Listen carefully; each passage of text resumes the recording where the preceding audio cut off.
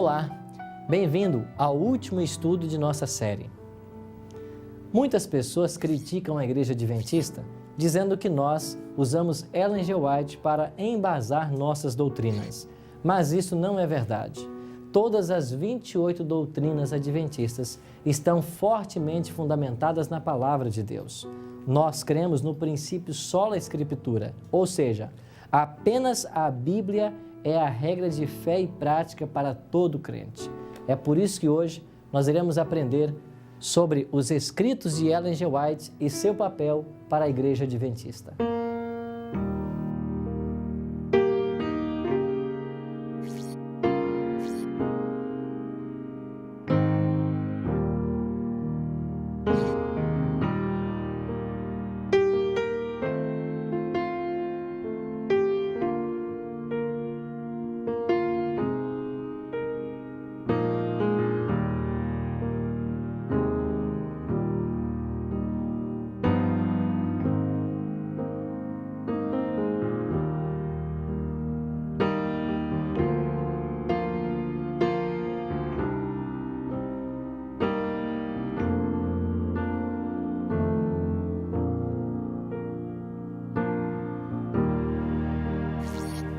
Aqui funciona o Centro de Pesquisa Ellen G. White. Em todo o mundo nós temos 18 centros como esse. Um local onde são guardados todos os documentos da Sra. White, os livros que foram publicados, primeiras edições de vários livros e documentos importantes da igreja, como por exemplo, o Testamento de Ellen G. White. Aqui nós temos nessas duas folhas uma cópia autentificada do Testamento original de Ellen G. White. E um dos itens do testamento foi a criação do patrimônio literário de Ellen G. White, quando justamente esses 5 homens que aqui aparecem ficaram responsáveis então por guardar e proteger os escritos de Ellen G. White. Aqui nós temos essa obra maravilhosa de Alfred Lee. Ele tentou descrever nessa pintura a experiência do povo adventista desde a pregação de Guilherme Miller, na década de 1840, o chamado de Ellen White em dezembro de 1844, a caminhada do povo de Deus em direção aos céus, os pioneiros da igreja que deram força à organização mundial, a descoberta de Jesus como nosso intercessor no santuário celestial, iniciando a sua segunda fase de seu ministério em 22 de outubro de 1844, nós temos aqui a figura de Dr. Kellogg, um homem que foi importante para o desenvolvimento da igreja, mas que lamentavelmente se afastou dos caminhos da igreja.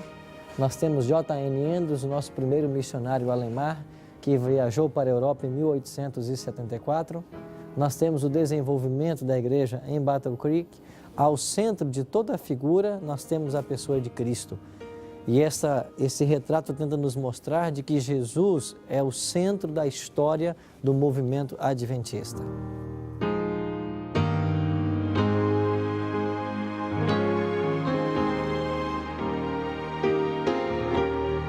Nós temos alguns exemplares de livros de Ellen G. White representando o seu ministério profético de 70 anos. Nós temos alguns dos nossos líderes mundiais, depois a obra médico-missionária. Loma Linda está retratado nessa pintura, inclusive este quadro representando a parábola do bom samaritano faz parte da construção da Universidade Loma Linda. Nós temos a igreja da Andrews representando as milhares de igrejas que temos ao redor do mundo e finalmente o sistema de telecomunicações que tem ajudado na pregação do Evangelho a todo mundo. E aqui bem próximo nós temos o cofre, onde estão guardados os manuscritos originais e as cartas de Ellen G. White. E eu quero convidar vocês então para nós conhecermos agora esse cofre.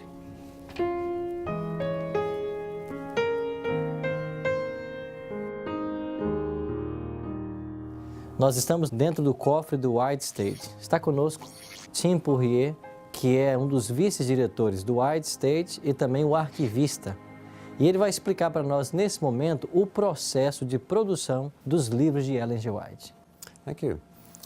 Nesta mesa, guardamos alguns materiais que mostram como Ellen G. White realizava o trabalho que era feito à mão, manuscrito. Assim, era necessário o trabalho de secretários para preparar, datilografar, o material para os livros. Ela escreveu todas as suas obras à mão. Esta mesa contém alguns de seus escritos originais enviados para jornais e periódicos, bem como páginas de manuscritos para os livros O Grande Conflito e para os Testemunhos para a Igreja. Primeiro, ela escreveu tudo à mão e entregava às suas secretárias, que transcreviam tudo à máquina de escrever e devolviam para ser aprovado por ela. Algumas vezes, ela acrescentava comentários adicionais ou fazia correções nas páginas datilografadas. As secretárias, então, incorporavam estas correções antes de finalizar o livro, isto é, na forma de livro com capítulos, etc. Eis alguns exemplos. Sigam junto comigo. Aqui estão os manuscritos. Então, as páginas datilografadas a partir dos manuscritos. As secretárias guardavam este material nestes arquivos que estão ao lado da parede. Esses arquivos de pastas são do tempo da senhora Ellen G. White, no seu escritório. Todo o material era arquivado cronologicamente. Você pode ver a data, 1897, 1901, etc. As secretárias dela arquivavam tudo para ela. Se eu procurasse, tirasse de uma gaveta material do fim do seu ministério, seria assim. Esta gaveta guarda seus escritos de 1911 a 1914. Podemos ver que este material foi arquivado já na forma datilografada. Cada documento recebia um número. Esta é uma carta que ela escreveu para o seu filho Willie. Meu querido filho, escreveu da Califórnia. Esta carta era lida por ela após ter sido datilografada e assinada por ela para ser remetida. Aqui ela assina simplesmente, Mamãe Ellen G. White. Ela pode ter usado este material ou não para alguma publicação naquele tempo. Poderia tê-lo usado num livro de testemunhos se houvesse nela algum conselho para a igreja, ou no artigo de uma revista como a Review. Ou então, simplesmente, seria uma carta para a família que não seria publicada no seu tempo. Mas após sua morte, esse escritório tem preparado muitos livros baseados nos seus escritos, alguns que jamais foram publicados no tempo dela. Nesta carta em particular, encontramos notas laterais que indicam provavelmente que este material não foi publicado por Ellen G. White, mas contém muita informação valiosa para a igreja hoje. Por exemplo, na página 2 ela escreveu, pela luz que me foi concedida pelo Senhor, deveríamos ser cuidadosos em não usar nosso tempo precioso e talentos de modo não sábio. Ela escreveu isto em referência ao lar. Ela declara que isto foi luz dada pelo Senhor. Este conselho foi usado no livro Orientação da Criança, num capítulo sobre o lar e as finanças. E isto está indicado ao lado da página. Parte do trabalho do White State é o de continuar oferecendo seus conselhos e torná-los disponíveis à igreja ao redor do mundo. E não simplesmente para o tempo em que ela vivia. Ela continua a falar através de seus escritos. Assim, por meio de novas obras publicadas a partir dessas pesquisas, ela continua a falar. Há hoje mais de 70 volumes novos, incluindo-se estes 21 que se originaram dos manuscritos. Eles pertencem a estes grupos de 70 obras novas. Assim sendo, seus escritos continuam a falar hoje, dando conselhos à Igreja Mundial.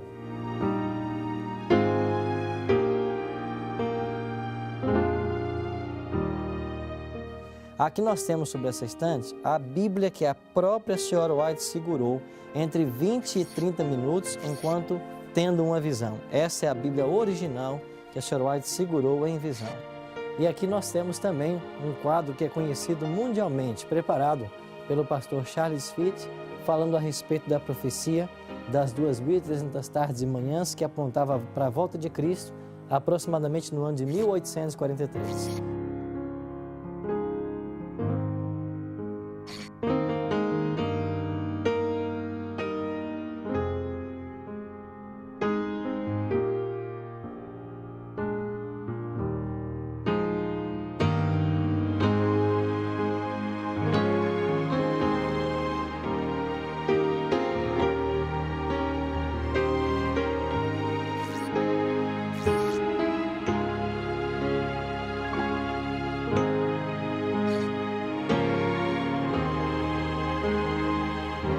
Ellen G. White morreu em 1915. 3 anos antes de sua morte, aos 84 anos de idade, ela finalmente concluiu seu testamento. Em um dos itens desse testamento, dizia que os livros que ela havia escrito deveriam ficar sob a coordenação de uma comissão, que passou a ser conhecido como Patrimônio Literário de Ellen White. Ela colocou nesse documento, nesse testamento, o nome de 5 pessoas que deveriam ser os primeiros depositários. Entre eles estavam seu filho, Willie White, Clarence Criller, que foi um dos seus secretários, Charles Jones, que era o gerente da Pacific Press, Arthur Daniels, que era o presidente mundial da igreja naquele então, e Francis Wilcox, que era o editor da Review naquela ocasião. Hoje, existem 15 pessoas que são membros deste comitê, e nós estamos aqui com o pastor Kenneth Woods, que é o presidente desse comitê desde 1980 e membro do comitê desde 1966.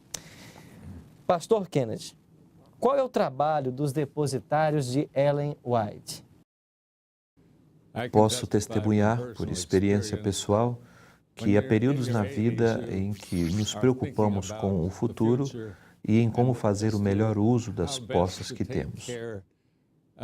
Bens, propriedades e outros recursos. E quando se fala de Ellen G. White, sabemos que mais de 3 anos antes de morrer, ela pensou cuidadosamente sobre os seus escritos. O que seria deles e como seriam usados. É bom saber que, após criteriosa avaliação, ela decidiu que deveria haver um grupo de depositários. Ela não deixou seus escritos simplesmente para a igreja. Não sei se recebeu instruções especiais do Senhor. Eu não sei. Mas percebe-se que, de muitas maneiras, várias vezes ela fez mudanças no seu testamento original. Assim, quando ela pediu uma comissão de depositários, a ideia foi a de que os 5 depositários garantissem a segurança de que seus escritos ficassem totalmente sob a custódia deles. Isto é fundamental. Ela colocava seus escritos nas mãos deles, e isto incluía seus livros já publicados, bem como manuscritos ainda não publicados. E a experiência provou que este foi o melhor plano. Os homens que ela escolheu eram fiéis adventistas. Este grupo escolhido levaria a cabo esta responsabilidade tão seriamente que seus escritos continuariam a circular. Em resumo, o propósito maior dos depositários é a responsabilidade solene de tentar fazer em cada instância o que Ellen G. White teria feito. Pastor Kenneth, quanto do material de Ellen G. White ainda não foi publicado? Anos atrás, circulavam rumores o tempo todo de que estávamos escondendo algo aqui no White State. Há pessoas que assumem e declaram que nós estamos assentados sobre informações que, se fossem liberadas, iriam explodir a igreja. Portanto, pedimos aos responsáveis que pusessem seus escritos em computador. Então, com o avanço da tecnologia, decidimos colocar em CD-ROM todos os seus escritos já publicados. Fizemos isso e a demanda foi enorme em todo o mundo. Então, nossa comissão em mesa tomou um voto, colocar em CD-ROM todo o seu material ainda não publicado. E fizemos isso, uma realidade disponível. Mas isso nos trouxe problemas. A maior parte do seu material, ainda não publicado, é composto de duplicação. E nós não queríamos ouvir reclamações de que estávamos fazendo comércio, vendendo de novo o que as pessoas já tinham.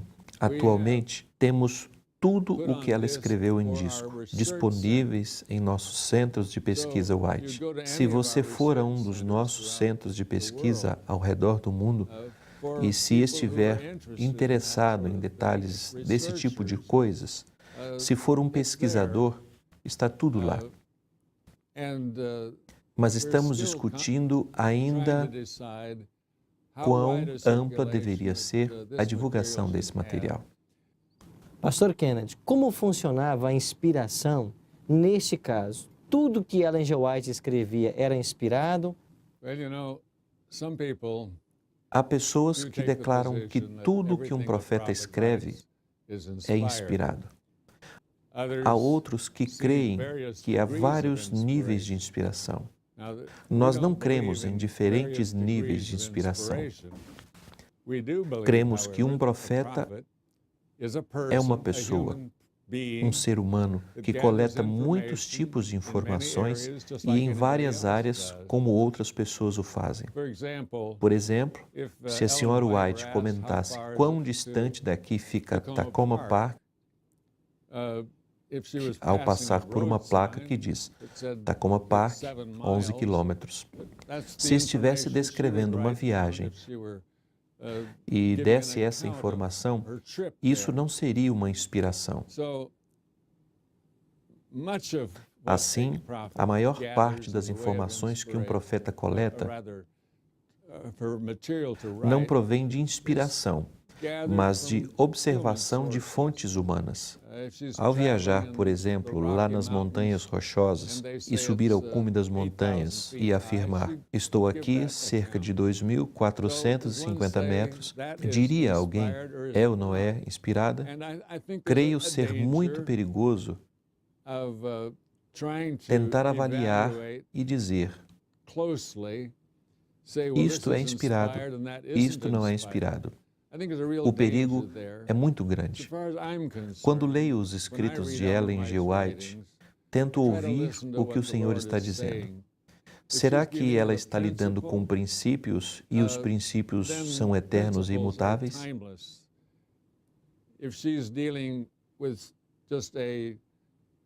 Ou será que ela está lidando com algo irrelevante, como quando fala de seus sentimentos pessoais?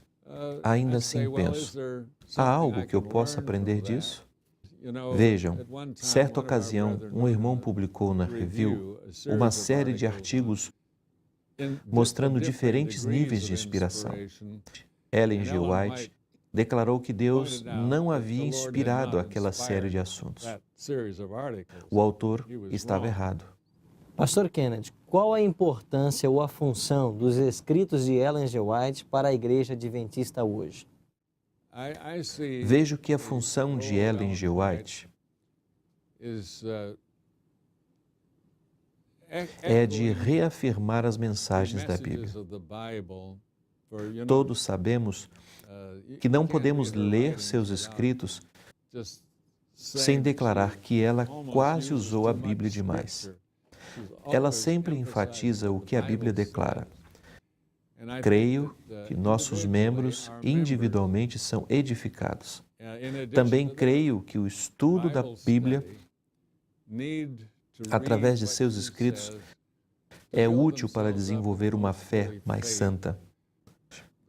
Os líderes da igreja devem continuar estudando seus escritos sempre para conhecer e aplicar os princípios apresentados em seus escritos. A grandeza não é o teste necessário para o sucesso. Alguns de nossos autores estão estudando o fenômeno das mega-igrejas Sei de muitos nossos pastores que estão indo durante anos seguidos a estas igrejas para aprender de seus ensinos e métodos, o que eles fazem para crescer e multiplicar suas igrejas. E pensam, se eu tiver uma igreja de 20 mil ou 30 mil membros, isso seria considerado sucesso. Mas como líderes da igreja, chegamos à conclusão de que os alvos deles não são os nossos alvos. Nosso alvo é preparar um povo para encontrar o Senhor. Encontrá-lo face a face. É saber olhar deste mundo para o mundo vindouro. Ok, Pastor Kennedy, muito obrigado por ceder essa entrevista, pelas informações preciosas e que Deus possa continuar abençoando o trabalho do patrimônio literário de Ellen White. Thank you so much. A minha decisão de hoje é a seguinte: após compreender melhor a função dos escritos de Ellen G. White, desejo renovar meus votos de ter a Bíblia Sagrada como única regra de fé e prática para a Igreja e os escritos de Ellen G. White como conselhos especiais para nossos dias. E com a ajuda do Espírito Santo, buscarei ser fiel a toda a revelação de Deus. Farei tudo isso pela graça do nosso Senhor e Salvador Jesus Cristo. Se hoje esta é a sua decisão, ore comigo.